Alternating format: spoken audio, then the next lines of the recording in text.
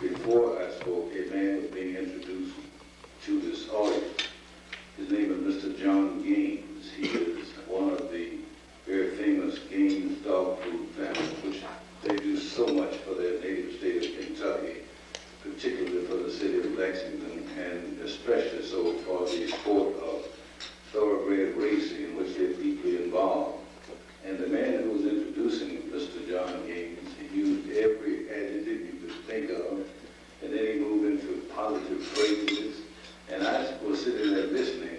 Just pretty soon I started listening clinically as a writer. I listened to his words. And I began to wonder, how is this man going to survive this introduction? Because it was just so sweeping, that how could he equal it? And then when Mr. Gaines got up, he said something of himself that I immediately snatched for myself, because I know how true it is of me. And I think it's true of a whole lot of us if we just stop and think about it. And what Mr. Gaines said was, anytime you see a turtle up on top of a fence post, as you know he had some help. And it's the truth.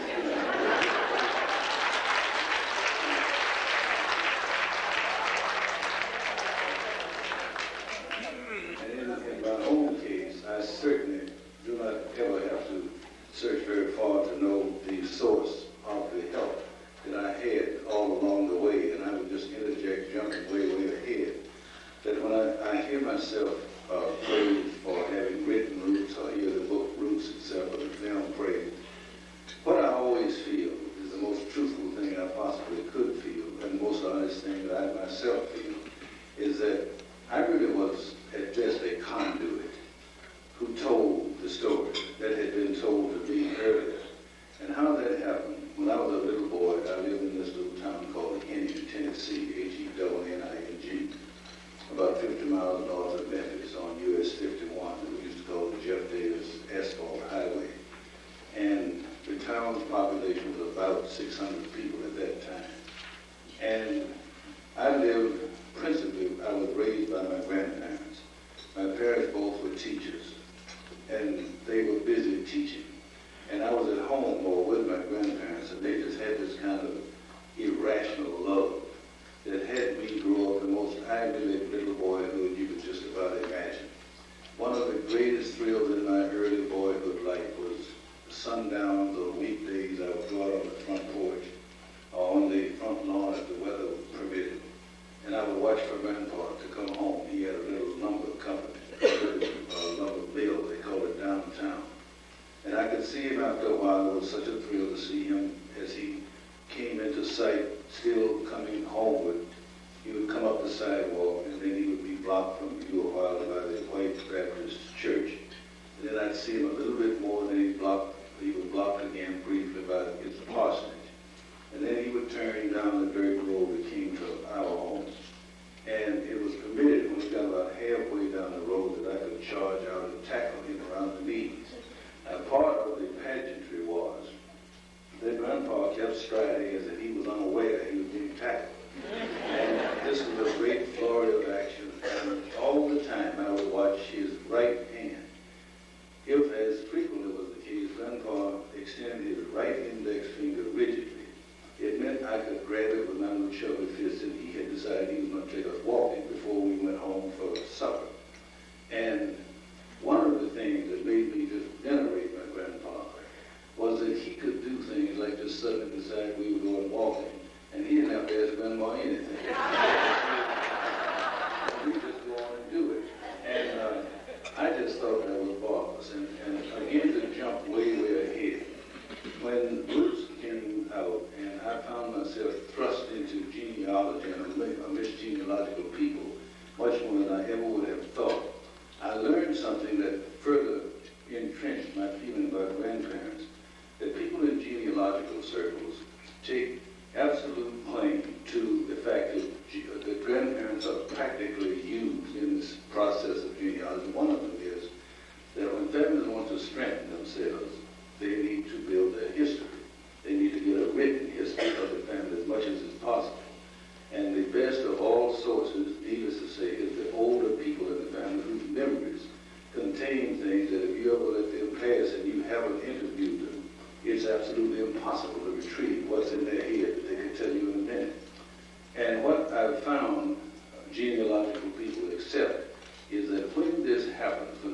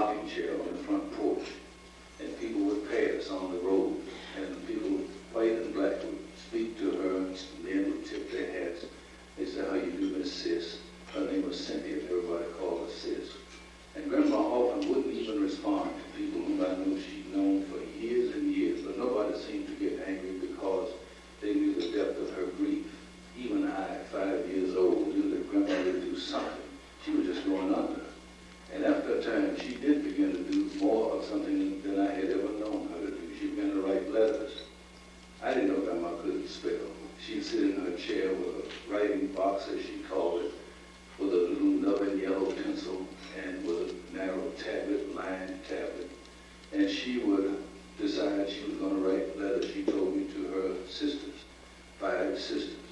There had originally been 7 of them. One had died, the older sister named Vaughn. I never met her. And Grandma said that she and the rest of her sisters had not all been together since they were girls in somewhere called Alamance County, North Carolina. And Grandma would write these letters. She'd call out a word, and if she didn't like it, and then she'd call out the spelling aloud. And if she didn't like the sound of that spelling, she'd try another one until it sounded better to her. And when she got decided that that word was okay, she would sort of touch the tip of the pencil in her lips as if to charge it, and she'd write that. And it would take Grandma all afternoon to write one narrow page, asking that sister to come and spend the next summer, or as much as she could, with her. And the letters were mailed. We would go out to the post office each morning after one had been written the preceding afternoon.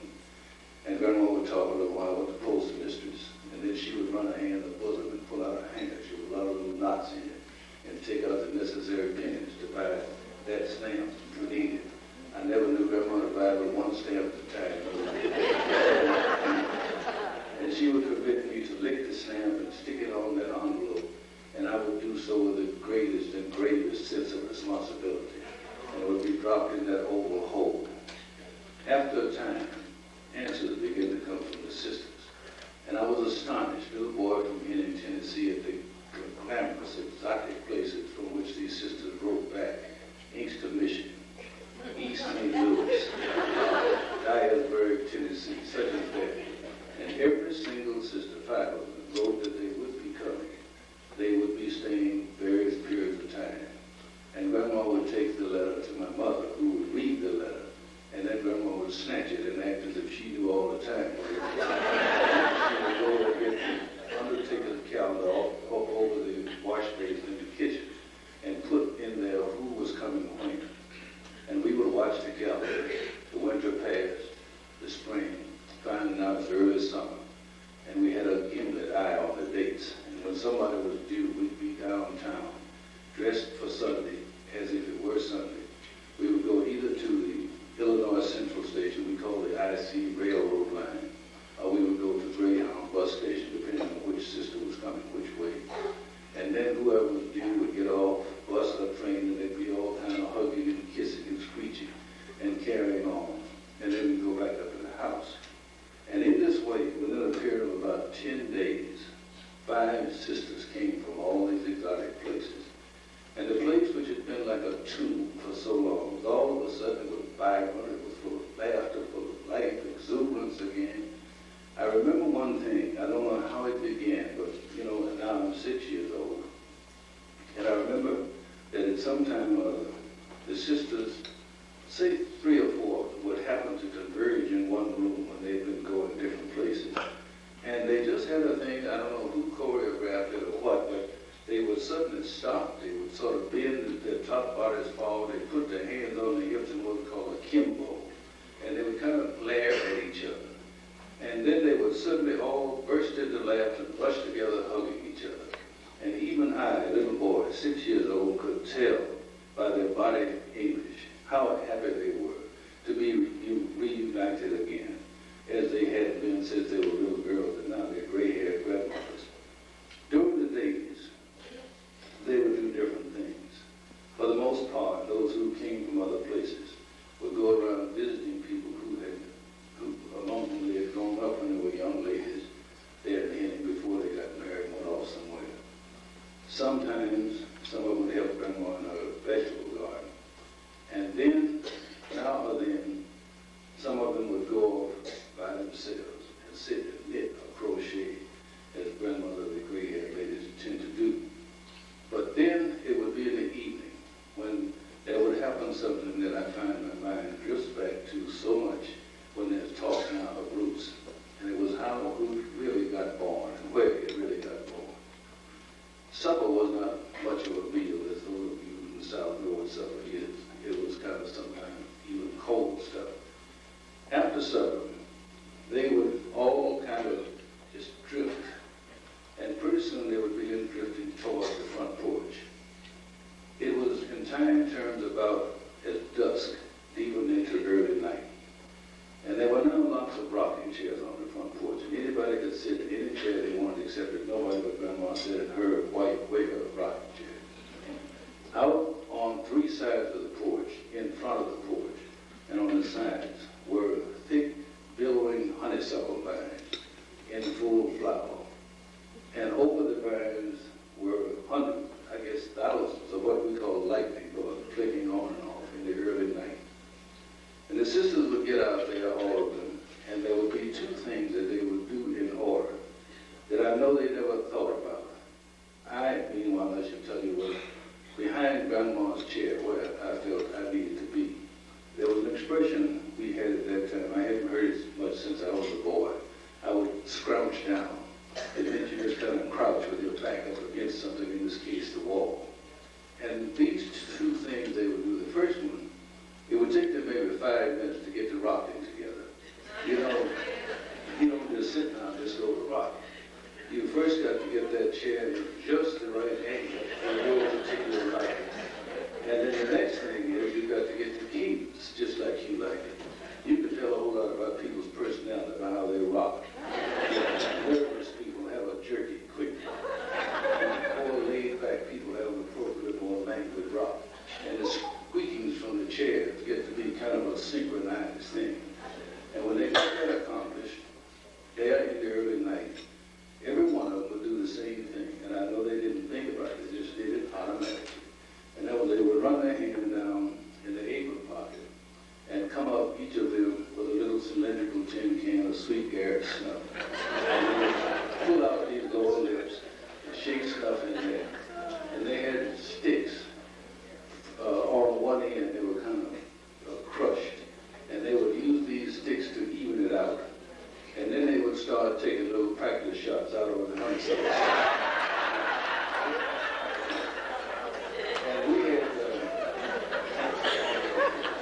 easily the champion among them was my great aunt Liz, who came from somewhere called Mulvey, Oklahoma, where she was teaching for a long time, 20-some years, they said. And Aunt Liz, when she was in good form, could drop a lightning bug in 4 minutes.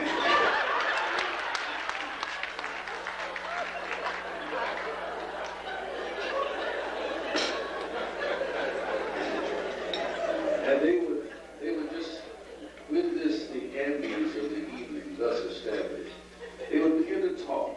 It was chattery, sort of. A lot of laughing and slapping each other on the thigh, on the shoulder, and calling each other then the dark girl. And I remember down there where I was thinking, how ridiculous, these gray-haired fellows calling each other girl. And I didn't, of course, have any insight to realize they were reminiscent girlhood, so vicariously they were girls.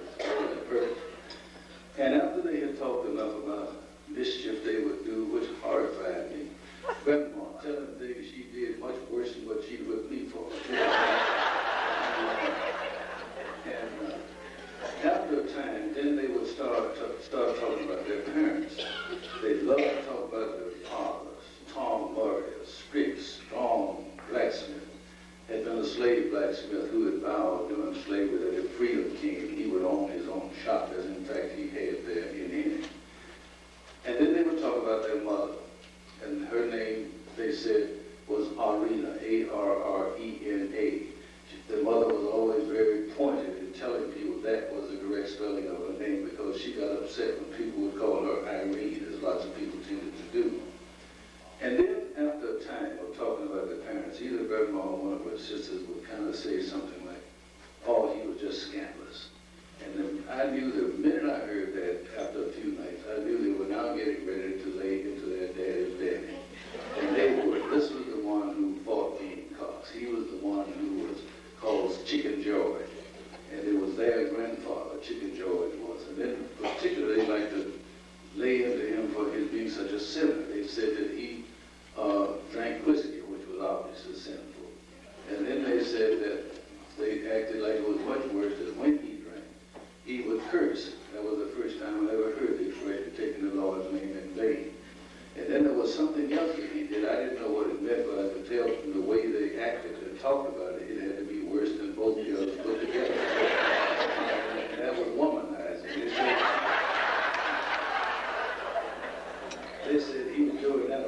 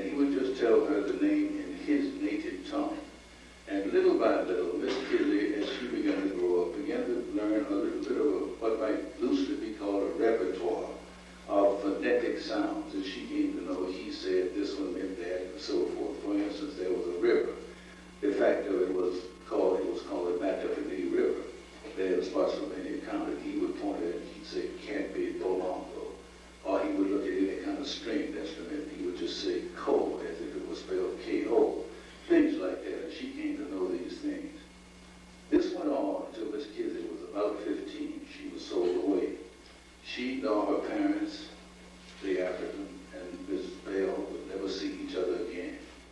And Miss Kitty was impregnated by the man who bought her. His name was Tom Lee, L-E-A. And the child born was named George, and that was the one who became Chicken George. And Chicken George grew up to become the Gamecock fighter. And for all his Mormonite, he eventually married Matilda. And Matilda gave him 8 children, one among whom was a young man whose name was Tom. And Tom, at the age of 15, was apprenticed to a Dutch blacksmith. And Tom became a quite able slave blacksmith. And then Tom, in time, met Regina Holt at the Holt plantation in Alabama County, North Carolina. They married, they jumped the room, as the expression went. And then they had children. In time, Regina gave Tom 7 children, all girls. And now, 2 generations later, there they sat on Grandma's front porch with me crouched down behind Grandma's chair listening to them reminisce. The elder sister, as I think I mentioned, finally passed away. I never saw her, but the others, they talked and reminisced night after night after night. What was to them the most precious thing in the world was the history of the family, so to speak. And when we got done with that summer, in subsequent summers, there would never be, again, all of them together, but there would be 3 or 4 every summer thereafter because the precedent had been set and because they loved coming together to review the story. And I heard it summer after summer, and I learned it in the way that we all learn things that we heard repetitively in our childhood. It was like in the same period of time, I learned another bunch of stories, a set of stories. Henning, Tennessee was one of those little Protestant Bible Belt towns in which black and white alike, you were either Methodist or Baptist, or the town regarded you as a sinner. And all children went to Sunday school. And in Sunday school, I learned stories there, biblical parables.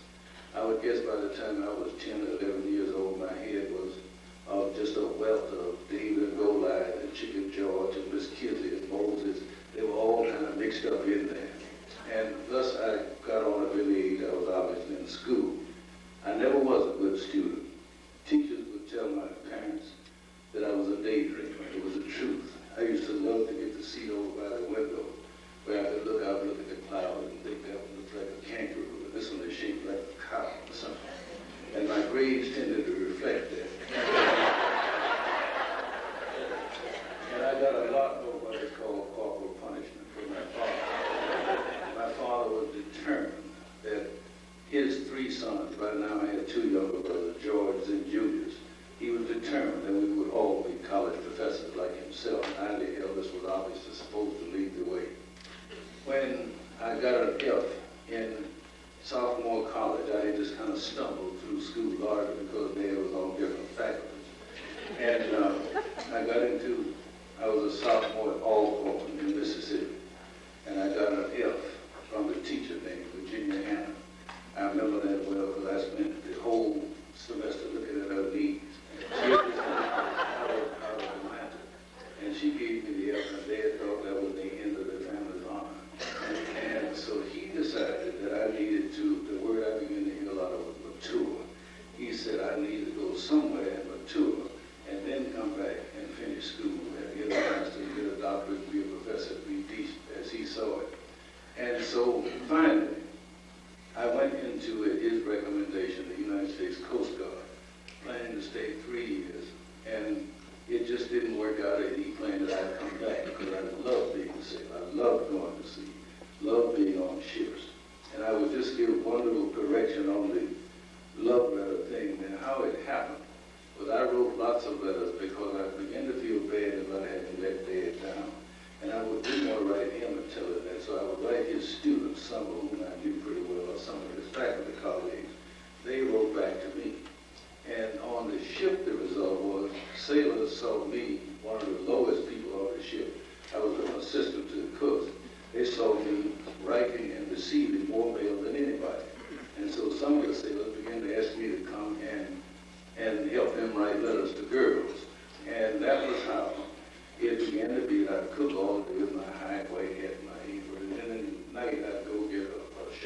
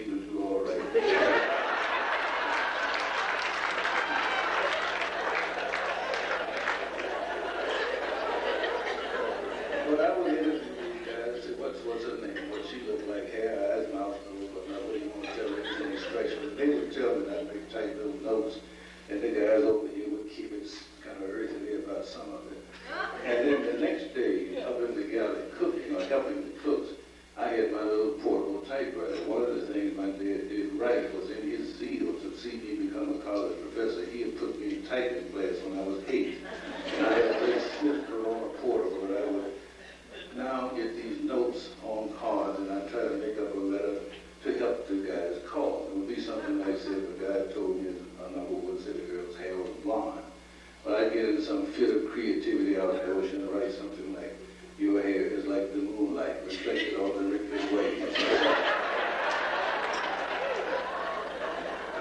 And these letters were sent to the girl. They were copied in their own handwriting, and then they sent them to the girl. And it took about 2 months with our seat schedules and things to get going. And then almost all of a sudden, we came back from one trip, and guys would wake you up at night, rushing in total glee to testify what marvelous things had happened. And it was precisely as a result of that after a while, the guys began to do something I would never have dreamed. They began to pay me $1 a letter. I was making more money writing love letters than I was cooking. And that literally is what gave me the first thought that ever crossed my mind, that writing might be something, I didn't think about it as a career, but something to fill around with. And that was how I began trying to write stories for magazines. And then that led on into the next years in the service. I stayed on in finally 20 years. And after 8 years of trying, I sold the first little thing. And then I would sell other things just here or there until when I finished at 20, I was writing off and on for Reader's Digest. And I got a job quickly doing the interviews. They started a feature called The Interviews for a magazine, quite the opposite of Reader's Digest Playboy. And I interviewed hotly controversial people. One of them was the Nazi George Lincoln Rockaway, the American Nazi Party. And then there was Dr. King, who was pretty controversial at that time. Jim Brown, the famous football player, a number of other people, Melvin Bella, the lawyer of the West Coast, and then finally Malcolm X. When the Malcolm X interview appeared, a publishing editor asked him if he would be willing to tell his life in voluminous detail. And Malcolm demurred about it, finally agreed, and then Malcolm asked me if I'd write the book. And I was pleased, honored, flattered to do so. And Malcolm and I worked together for the next 2 years. I had a place in Greenwich Village, 92 Grove Street basement. Malcolm would come down there about 2 nights each week, and I would interview him.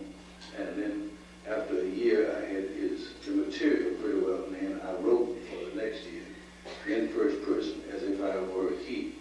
And then Malcolm periodically through this time would say something like, "Brother, I'm not going to be able to read this in print." And you just try to slough it off or something. But as it turned out, he was so correct. The final manuscript of the autobiography of Malcolm X was delivered to the publishers on a Thursday night. And Malcolm was shot to death the following Sunday morning in the Autumn Ballroom. There's a saying in writing that when you have finished a big manuscript, that you feel kind of like a lady who just had a baby. Something you've been full of for a long time, and all of a sudden it's gone. And it was in that state that one Saturday, I was in Washington. I had interviewed someone that morning, I don't know who, nor for what. And I was walking about 1 o'clock down the sidewalk. I saw this tall building on my left. And up over the columns was inscribed Archives of the United States. I don't know, I never will know what prompted me to just go up the steep steps. And when I got up in there, there were tables at the first level, tables with thick glass and documents under them. And they were documents having to do with the founding of this country. And in the background of a great big photographic mural, the Constitution and the Bill of Rights. And then I went on up the next level and people were milling around. And I just was in there, nothing particular to do at all. And a young white fellow came up to me, he was very polite, couldn't have been nice, and he said, "Sir, could I be of assistance?" And I remember I just blurted. I didn't think about it, it just came out of me. I said, "I wonder if I could see the census records for Alamance County, North Carolina, 1870. And since then, I've kind of given a lot of thought to why did I say that. I don't think I had read or heard the word Alamance County since I was a child. I said it much as I might have said Jerusalem or Bethlehem, which I learned in the same time frame. And I guess I know I must have put in 1870 because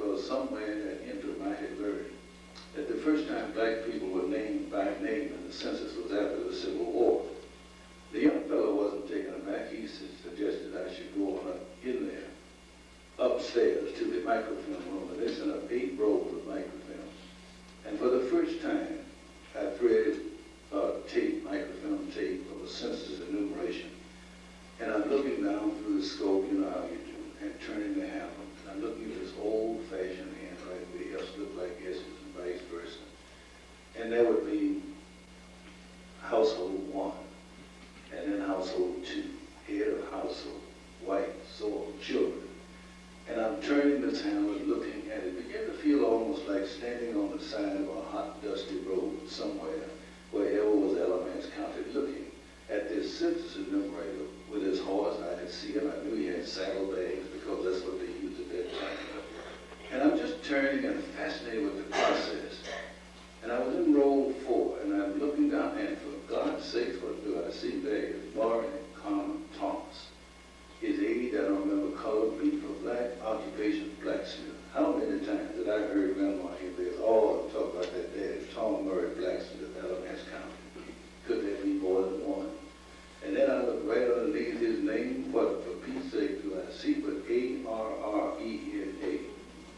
And her name, color, for mulatto, occupation, housewife. By now I am galvanized in this chair. And then I look, and underneath her name, naturally, the children at the time. The first one was mine, the one I'd never seen. All the other names, I knew the names, because I sat on the front porch with them. They were like great aunts. The astounding thing was their ages, 12, 10, 9. It was just unbelievable. And then the one I told you about the snuff dipper, there was no way in the world the Indians could ever been 6 years old.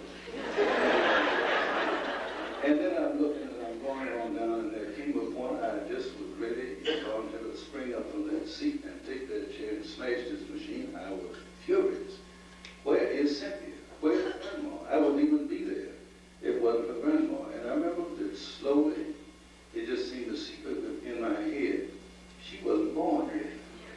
And when I look back, that had to have been my first bite by what is colloquially called the genealogical bug, from which there is no cure. Once bitten, for the rest of your born days, you will be digging an old, musty, dusty record, looking for a name, looking for a clue, looking for anything that might help you. It doesn't have to be your family, anybody's family. You just can't help it.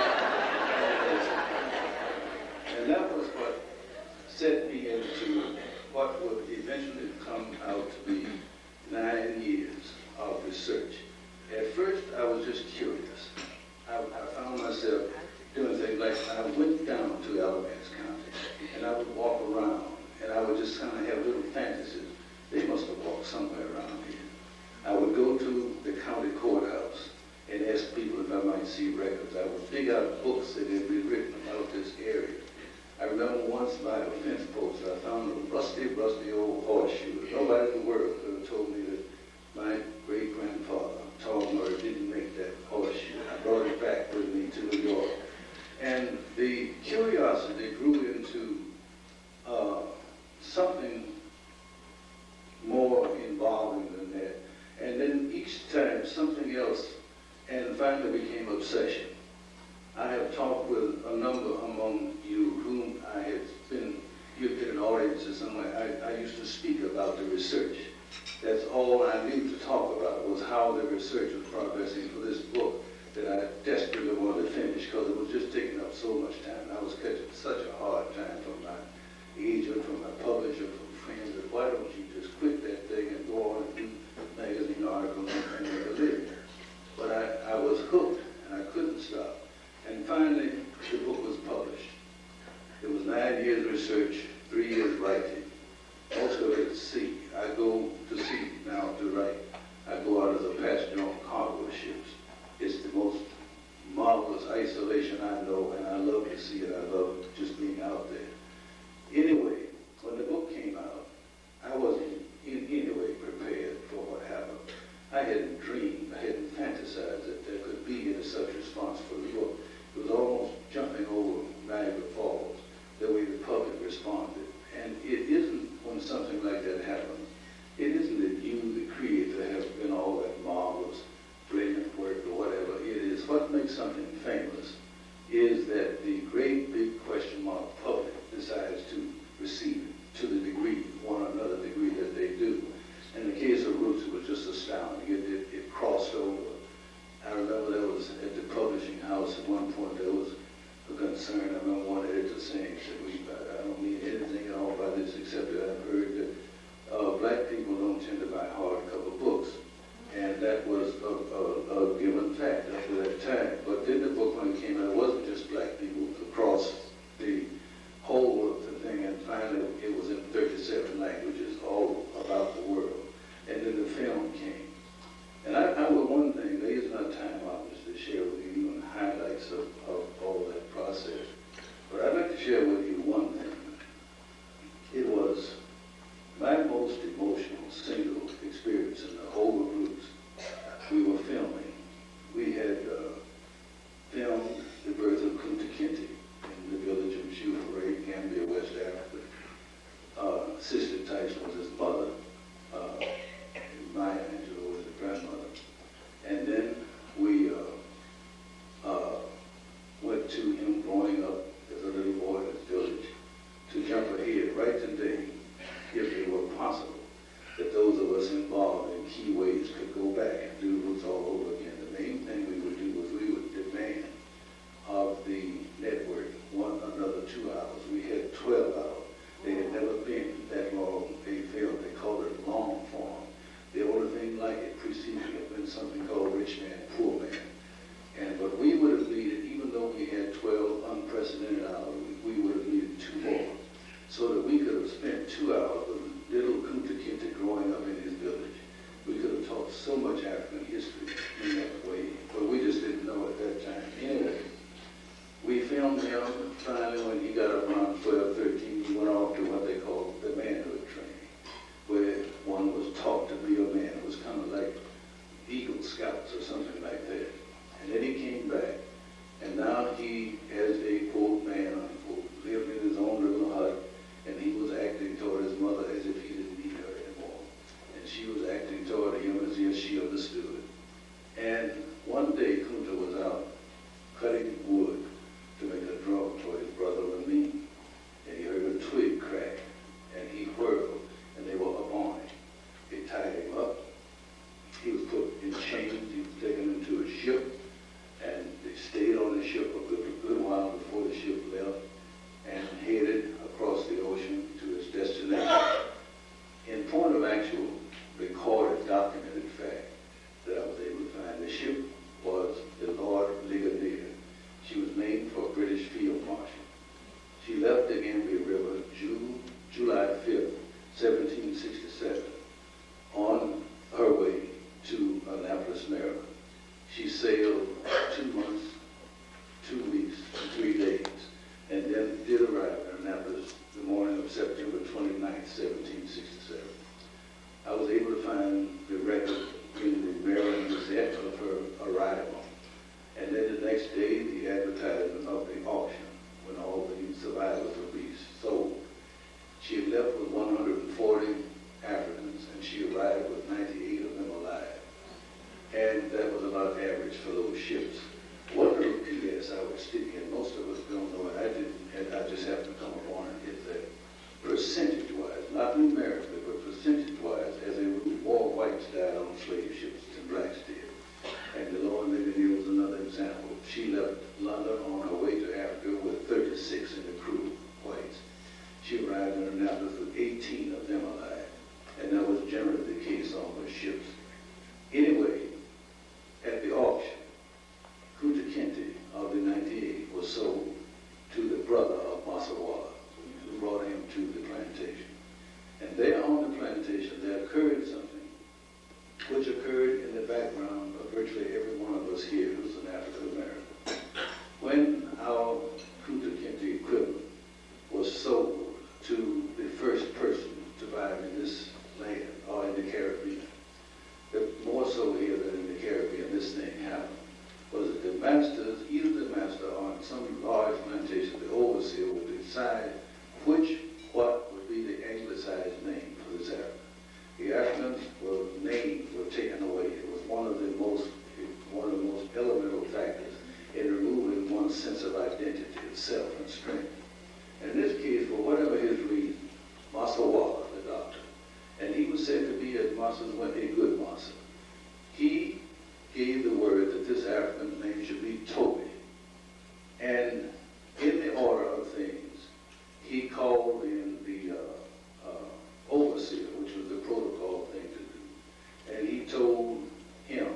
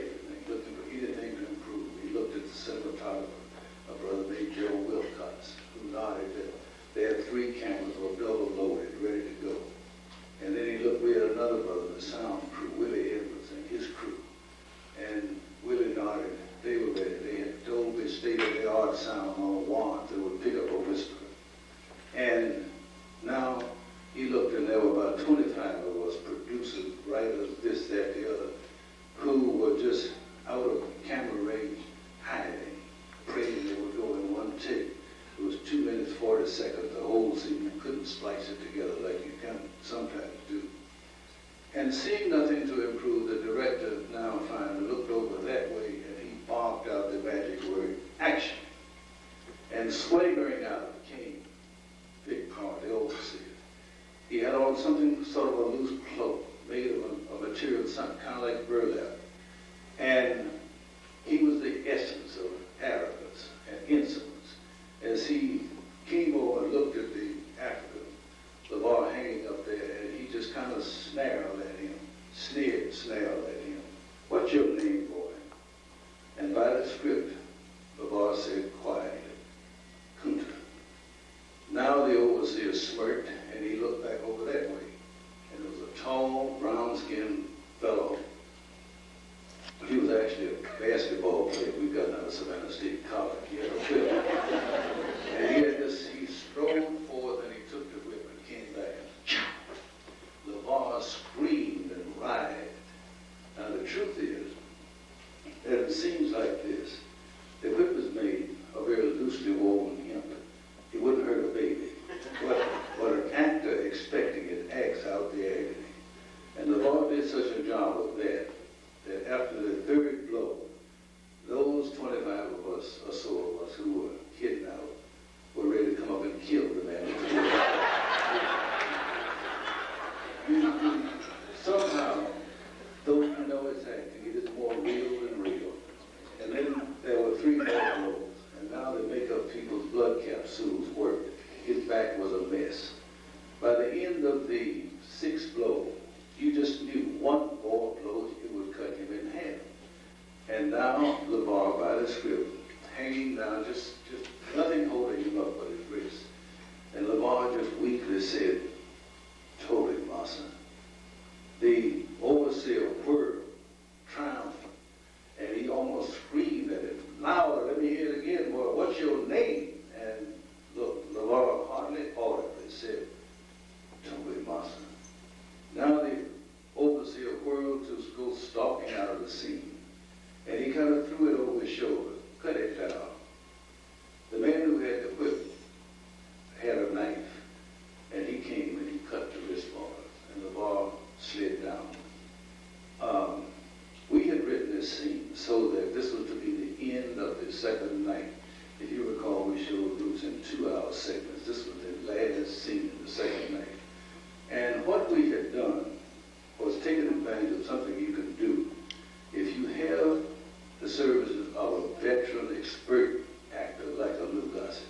You don't have to write the words and the exact motions and all that. You can let that actor ad-lib an emotion scene. So we had just sort of left it. So Lou Gossett, we figured Lou would, when the bar slid down, and we would pat him on his head, he would make faces, he'd make some sounds.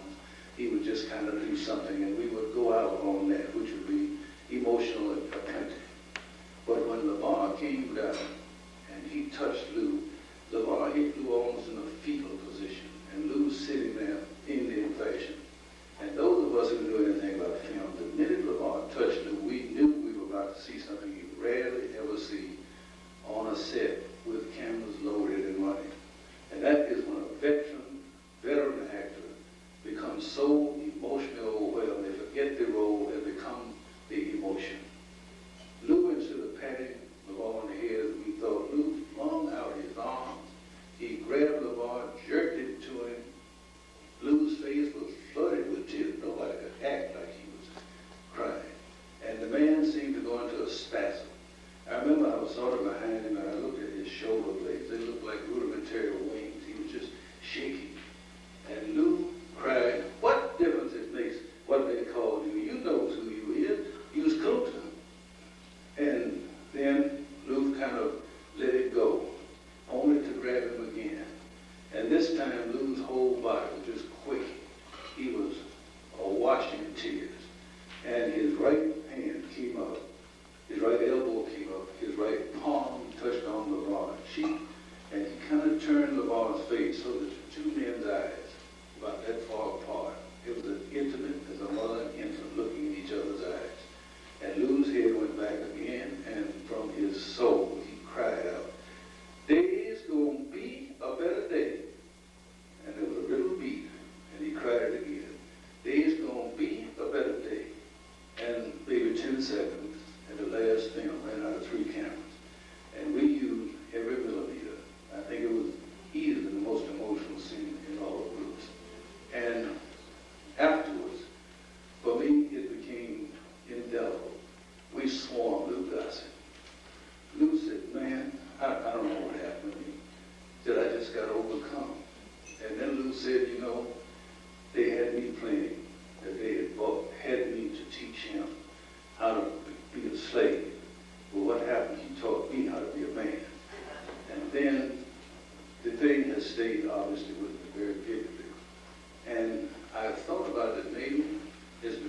I'm sort of a historical buff.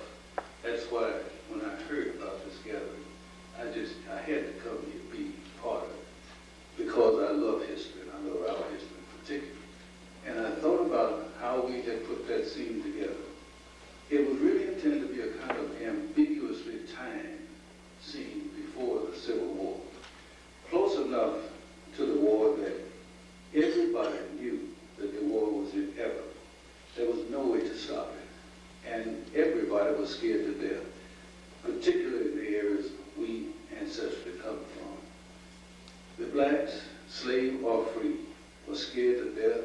They didn't know which way the war was going to go, and everything they'd experienced taught them that they had to be worried about whatever would be the outcome from their point of view, so they were scared. There was another group, you don't see much about them in history, but they were there in great number, poor white people. They were in many ways worse off than blacks because they had no value to anybody. They were always kind of shunted aside. The better off whites avoided them like a plague unless they feel they were equal to them. And they didn't know what was going to happen. So they were scared to death. And then, of course, those who were running the society at that time, the plantation owners, the professional people like Vaughn, all those have people, they knew better than anybody else that if the South lost that war, their whole way of life would disappear. So they were praying, and everybody was praying.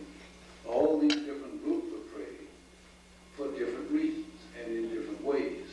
They were all praying for a better day, not for themselves.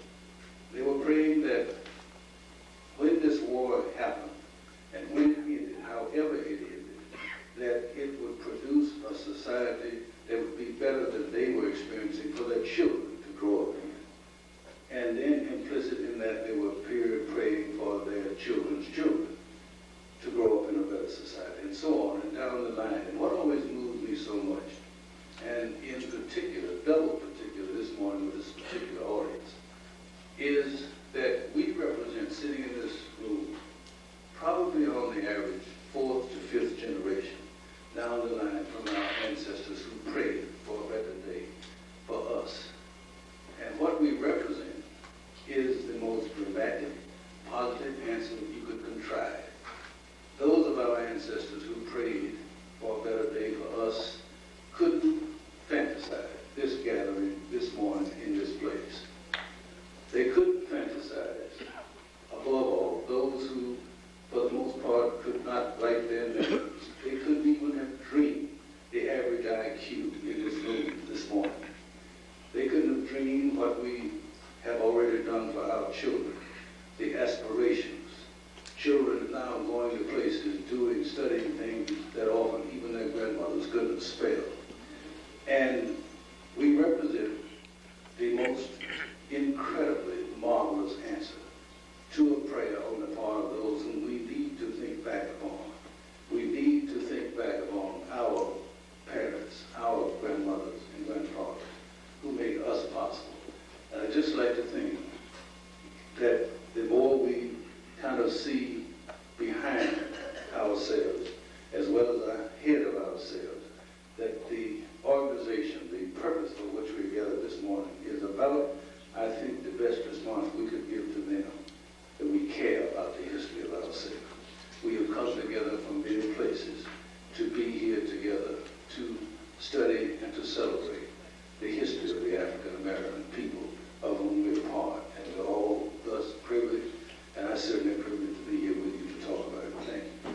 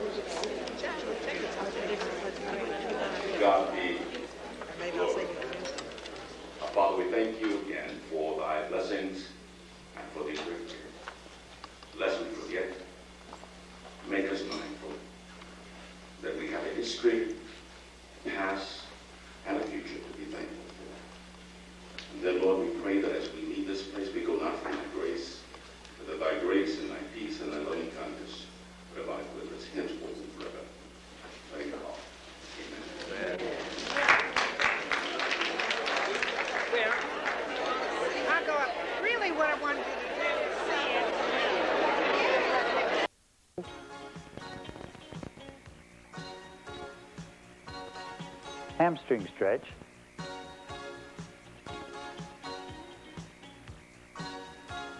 Groin and inner thigh stretch.